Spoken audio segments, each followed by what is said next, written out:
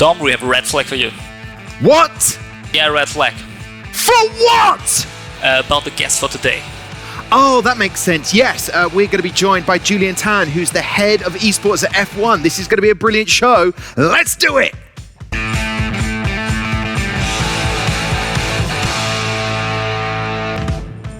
Hey, welcome along to a very special Formula One themed NitroNights episode. So glad you could join because we're going to be looking at the history of F1 Esports. And if that wasn't enough, we'll also be joined by Julian Tan. Not quite sure who he is? Well, do not panic because after watching this, you'll know everything. Born and raised in Malaysia, an Oxford and Cambridge University graduate. Published his PhD in the Royal Society. This CV doesn't look like one typical of an esports driver or commentator because Julian Tan is neither. He's head of esports at Formula One, but Julian never thought he'd end up in the motorsports or esports industries. Although he did his PhD studies on carbon fiber laminates, the material F1 cars are made of, he first went on to become a columnist and then consultant before starting work in the esport we all know and love. And for almost a year, he's been head of esports at F1. And here he is with us, Julian Tan, the head of esports at F1, joining us on NitroNights. Julian, great to see you.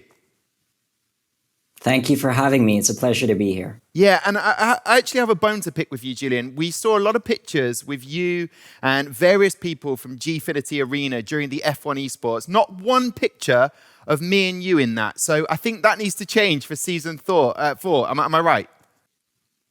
I think we do need to rectify that, Tom. We do. Okay. Never well, listen, too Julian, late, though.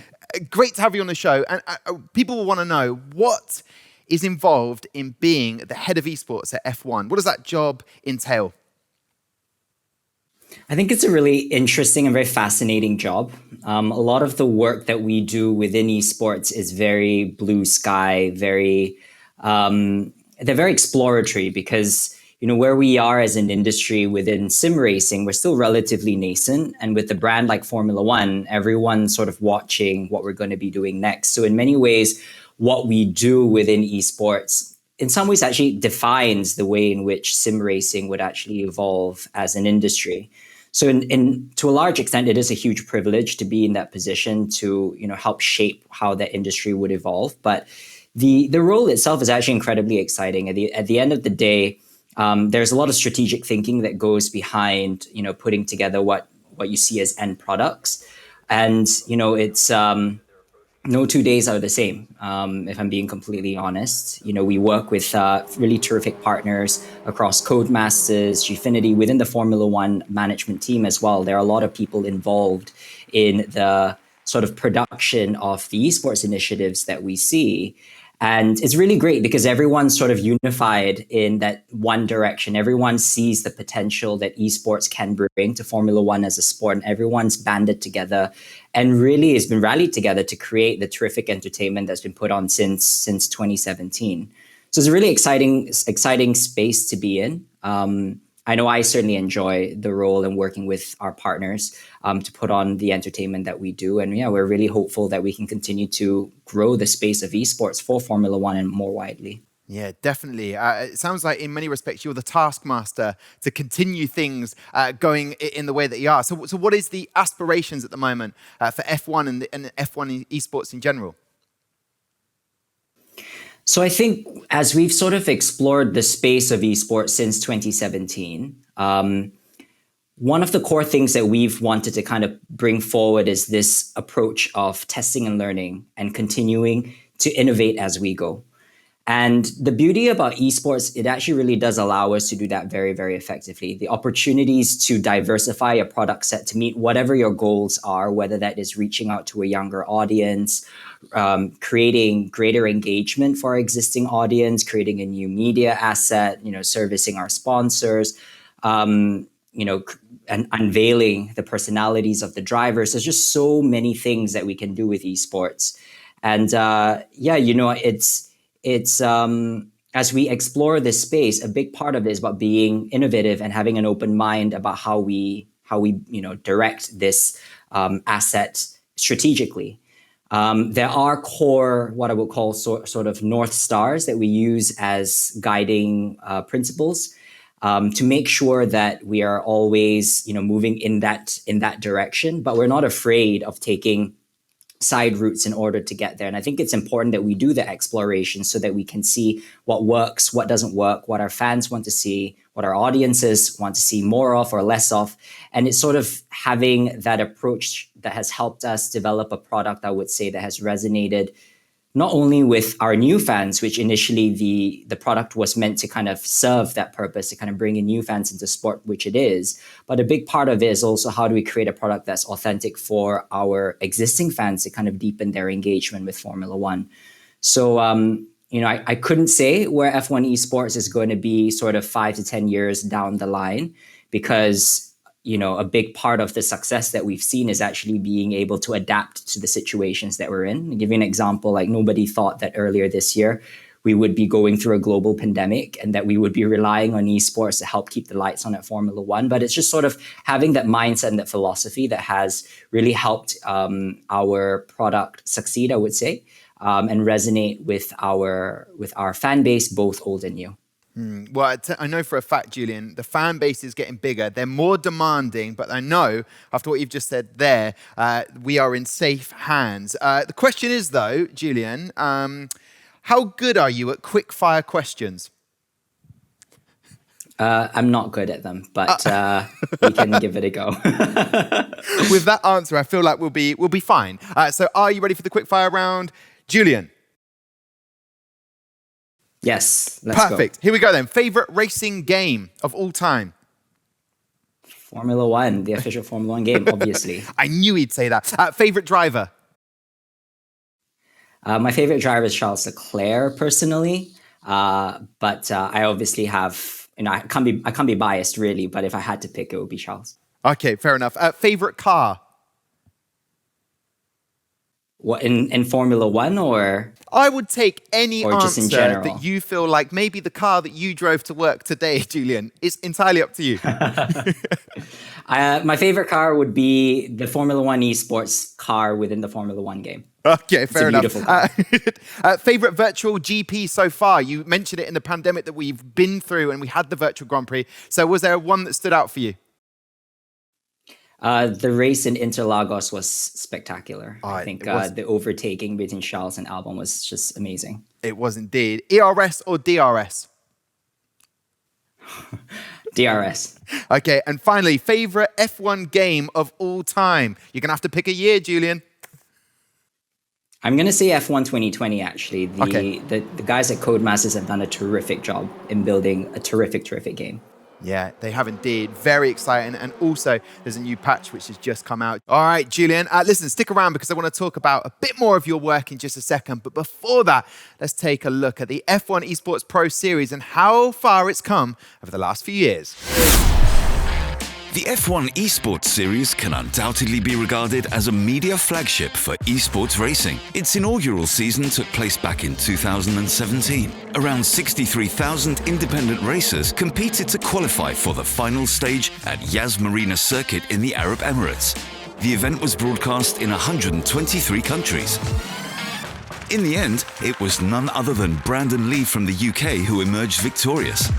2018 was the year when the series started its current format, including the official Pro Draft. 9 Formula One racing teams officially participated in the series. They drafted drivers from a pool of 45 who qualified through the official F1 Esports Series qualification and the Challenger Series. Each team consisted of a maximum of 3 drivers. The 2018 series battled out in the Gfinity Arena in the UK. It drew a record audience of 5.5 million across selected TV networks and live streams online. Brandon Lee took the championship once again, now driving for Mercedes AMG Petronas Esports. Mercedes was also the winning constructor. In 2019, all the F1 teams lined up on the grid, featuring a massive prize pool of $500,000. The competition was hotter than ever. Red Bull Racing claimed the Constructors' Prize, but it was David Tonita from Ferrari who secured the title Champion of 2019. After Corona hit the world and real-world Formula One was disrupted, it was the Esports Series that filled the gap. The virtual GP series combined F1 Esports drivers with stars from real-world cockpits and sim racing streamers. The competition turned out much more light-hearted and chaotic than its big brother, and as such very quickly became a meme fest. Even though the series was unofficial, George Russell would have been crowned victorious, collecting 146 points, followed by Red Bull's Alex Albon with 108 points. During lockdown, sim racing in general, but F1 in particular, got a massive popularity boost. Now entering Season 4 in 2020, drivers will compete for a record prize pool of $750,000 US. F1 Mobile has also added its own championship to the portfolio. Races are still held completely online, but the action remains as real as ever. Well, how about that then? A little reminder of the history of F1 Esports Pro Series and how far it has come over the last few years. I was getting a little bit emotional, I have to say. Julian Tan, head of esports at F1, is still with me. I remember back to that Abu Dhabi day, the first ever time we'd done F1 Esports. It was so hot, but it was an incredible day. What moment stands out for you so far, Julian?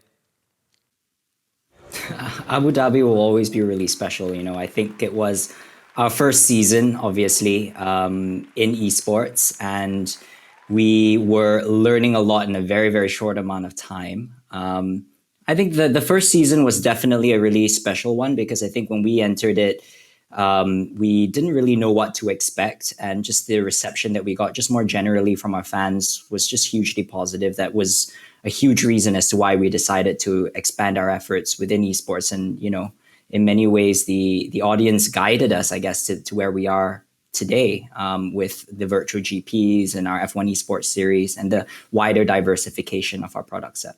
Yeah, but listen, you mentioned the virtual Grand Prix there.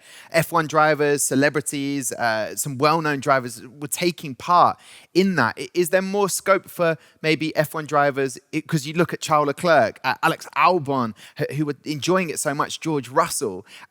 Can there be more access from them, or are you trying to keep that separate? I think we absolutely loved what we put on with the virtual GP, and we have a lot of learnings actually that we've taken forward from that. We're hopeful. I mean, we're in many ways dependent on the drivers' availabilities, and with the season now in full swing, teams and drivers are obviously very busy. But who knows? Maybe in the off season when they have a little bit more time, and if there is a willingness to do more virtual racing, we would love to kind of create something along those lines, because what we saw was a real ability to see our drivers in a really real way and see them as real people in many ways. And that's one of the beauties, I would say, of esports and gaming just more generally, is that ability to unmask and unveil the personalities of our drivers, because we have terrific people, terrific characters and terrific personalities on the grid. You mentioned a few names there in George, Lando, Alex, Charles. They're all, every single driver really on the grid has got terrific personality. And I think that through gaming, you're really able to see a side of of our celebrities, of our stars, that you just can't see behind a helmet. So I think that's a really valuable thing to be able to unlock for our fans and for the drivers going forward as well. Yeah, and what was really nice actually about the virtual Grand Prix was that Marcel Kiefer was looking after Alex Albon. And I know, looking at your Twitter, you were very excited about Alex Albon getting his first podium as well in F1, which is a glorious moment. But interesting enough with Marcel Kiefer, and I wanted to ask you about this, Julian. There was a situation which I think I want to know about Season 4. His lobby was hacked while he was streaming. This is Marcel Kiefer. So what are you able to do in Codemasters to make sure, as it's an online competition this year, how you'll be able to eliminate that possibility? I think it's really interesting, because when you're developing a proposition as quickly as we are in the space of time that we're having to do it, there are a lot of things that get thrown and come up, right? And I think it's really important about being as proactive as possible. I think what happened to Marcel was obviously unfortunate, but Codemasters moved incredibly quickly to release a patch to prevent that from happening. As it relates to the F1 Esports Series, the competitors that we that compete on the championship use a bespoke esports build of the Formula One game that enables a lot more, I would say, sort of control over the environment. Because I think one of the things when you're doing an online competition, when everything is done online, there are so many factors and variables that can come in play. And to be very honest with you, Tom, this will be the first year that we're doing it.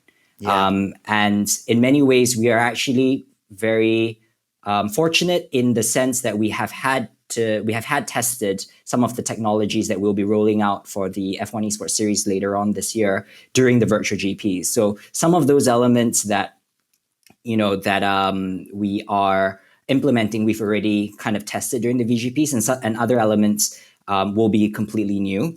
So we're, like with everything that we do our best. We try to manage it as best as we can, and always try and be as proactive as we can in terms of identifying potential loopholes.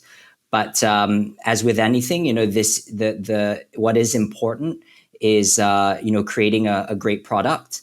And we're confident that when we do go back racing in the Pro Series starting in October, in a few weeks' time, we'll have some terrific racing, and we look forward to a great championship ahead. Yeah, indeed. I'm looking forward to being very reactive and proactive during the show as well, Julian. Looking forward to it. Well, listen, Julian, obviously in NitroNights, we let our community, we give them a chance to shine. And this is why we have the social showroom, an opportunity for everybody to get involved. And I want to just show you and get your thoughts on a few of these things. A former guest on the show, Jardir, has mentioned about this new rallycross game from Volume Games, as you can see here just behind me. And it looks very, very fun. He said that looks wicked. I just love at the moment, through everything that's happened in the last 6 months, the excitement of everybody. Any game that comes out, people are very excited. And I will be talking about the new F1 mobile game. So stay with me on this, Julian.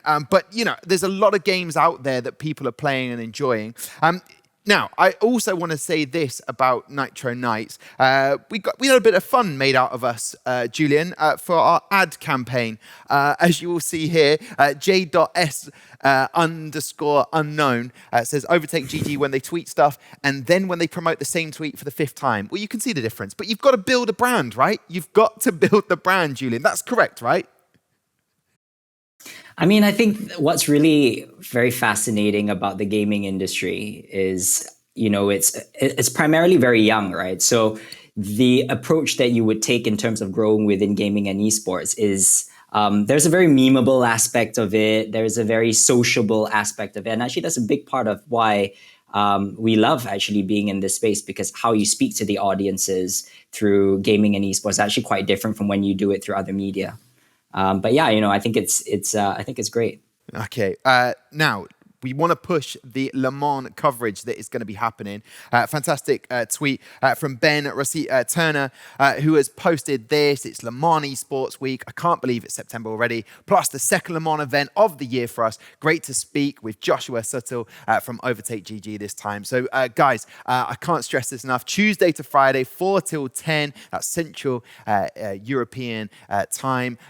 Go over to overtake.gg for the latest on that. And plus, I'll also be talking about LeMans in the Newsflash. Now, also, this is the moment I want to talk to you, Julian, about it. Codemasters releasing the Mobile Racing League.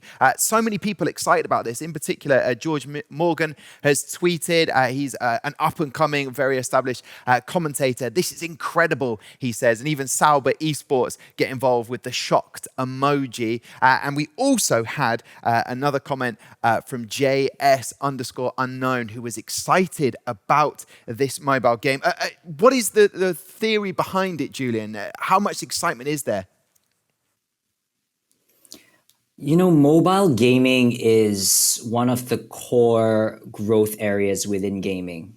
And when we think about your sort of wider strategy, you have to consider mobile in there, because the gaming industry is moving more towards not just more casual mobile games, but also sort of free-to-play aspects. And so when we decided that we wanted to kind of create the F1 Mobile Racing Esports League, it was centered around 2 things. One, it was important that we acknowledged that we needed to continue to build on our initiatives to speak to the younger audience, speaking to Gen Zs, Gen Alphas, who are spending increasingly more time on mobile and also on gaming. So it was important that we started to sort of build our capabilities around that. And the second thing I would say is that mobile for us is a huge opportunity area to reach a much wider audience, right? The fact that all you really need to do is download the game onto your mobile phone, which is free, by the way, free to download, free to play. That helps us touch so many more people. And I think one of the things that the F1 Esports Series has done a terrific job at is breaking down those barriers into our sport. Previously to enter into motorsports, it was that first step was karting, whereas now we've really sort of said, actually, all you really need is a copy of the Formula One game, and you could be, immersing yourself and getting an appreciation for the world of motorsports. Even if it's, 5 to 10% of it, you still are able to engage, because one of the challenges that we have as a sport at Formula One or motorsports in general is that I always use the comparison where you can pick up a tennis racket or pick up a basketball for those sports and play with your mates. But how many people can jump into a race car, right? Not many at all. So it was important for us to actually think about how we can break down those barriers, and gaming and esports actually play a really important role for us to do that. And the Esports Series has done a terrific job of that. But some of the feedback that we've had as well is that ultimately, to be an elite racer, you also will need to get the equipment. And whilst it does significantly reduce your barriers to entry, there's still a few barriers to entry in terms of owning the equipment. So we thought, let's try and, explore the mobile route, because it's free, it's entirely free. You can get a touch point with Formula One that way. And so there was a huge push that we wanted to kind of do. And we're really excited to be able to work with Codemasters with their F1 mobile racing game to launch esports for the first time on mobile. And looking forward to identifying our first ever inaugural mobile esports champion. Yeah, it's going to be a beautiful moment. And it could actually be me, Julian. I'm not going to blow my own trumpet, but basically I've just downloaded it. It's only 1 gigabyte, so I've downloaded it. So you could be presenting me with the awards. That would be a bit different, wouldn't it, Julian? I look forward to it. I look forward to it. Listen, Julian, thank you so much for giving us the insight into everything that's going on with the F1 Esports right now. It'd be great to have you back on as a guest at some point, and wish you all the best for season 4. Really looking forward to it, Julian. Thanks very much, Tom. Thanks for having me. So there you go, Julian Tan, the head of esports at F1, giving us the lowdown. Right, it's now my turn to give you the lowdown in the Newsflash. All right, it's nice to tell you that this week's Newsflash is a tasty one. So let's get to it. We'll start with the eNASCAR Coca-Cola iRacing Series round 14, this time taking place in Darlington. Michael Conti in pole position, and you had Keegan Leahy in P3, and both of them started off very strong. The first place changed in lap 30. Leahy overtook Conti on the pit road while still under the caution flag. Lap 137, Alfala crashed into Luzza, which sent him spinning, causing the last caution of the event. In the end, Leahy defends his lead and gets his 3rd win this season. Congratulations to him. He is now just 2 points behind Bobby Zelensky, who still holds the top spot in the championship. I mentioned it before that we would talk about LeMans Esports Series Super Final, and that is what we are going to do. If you didn't know already, it's a $150,000 tournament in Forza Motorsport 7. Takes place from the 15th to the 18th of September. The cool part, each race day features cars from another era. Vehicles prior to the 1970s are going to inaugurate the event, and then you'll have 70s and 80s cars on the following day after. Then you'll have the 90s and the noughties, the vehicles on Thursday, plus the final day host machines from the past 10 years. Great stuff. Each day has 2 one-hour sprint races and a 2-hour endurance race. The teams with the least number of points are eliminated each night. Brutal, but I think you'll agree, very fun. All right, then let's talk about the V10 R-League Round 2 Brands Hatch, a recap for you. All taking place on the Assetto Corsa, all 8 of the professional sim racing teams went head-to-head in 3 race challenges across 4 matches. Because of the short lap times in the relay races, they were extended to 10 laps. First up was Williams versus Yas Heat. Williams won the match 2-1, only losing in the team's race. Congratulations to them. Suzuki versus BMW. It was a confident 3-0 whitewash for BMW. Fordzilla versus Porsche 24 Redline. Porsche had the perfect day getting the 3-0 start. They now stand on the top of the leaderboard with a max 6 out of 6 points. Haven't they done well so far? And moving on to Red Bull versus Racing Point. Racing Point had no points from Monza in round 1. Red Bull managed to grab 2 points in that round. So this one was a juicy contest. In the end, it finished 2-1 to Red Bull. Congratulations to Racing Point for getting their first point. Red Bull, however, are going to be making changes. They're going to be replacing Aurélien Mallet with Niels Najux in their roster for the second half of the season. Something now for you to get involved in. Porsche GB Forza Experience. The top prize is driving a 911 Carrera at the Porsche Experience Center in Silverstone. How good is that? All you need to do is just beat the Porsche Carrera Cup GB Junior driver Harry King's lap time in the Open Qualifier. You have to be from the UK or Ireland and over 18 years of age. Sign up on ESL Play and you have to use, check this out, the 2019 Porsche 911 GTR RS. Porsche GB Bounty Hunt is on from the 10th to the 17th of September. The 24 best players will qualify for the semis on September the 19th. More information on that is at overtake.gg, where, of course, you will find all the great stuff. And that's not all. I need to announce this is that time again. A new iRacing season has just dropped. For more information on that, you know what to do. Go to overtake.gg. That's it for the news flash. Fast and efficient, I think you'll agree. And sadly, that brings us to an end of today's NitroNights. I'm doing the finishing checkered flag. You get the idea. Listen, 7 days' time, we'll be back. I won't be, but the amazing Indiana will be looking after you. Until then, stay safe and buckle up. Can I keep the checkered flag?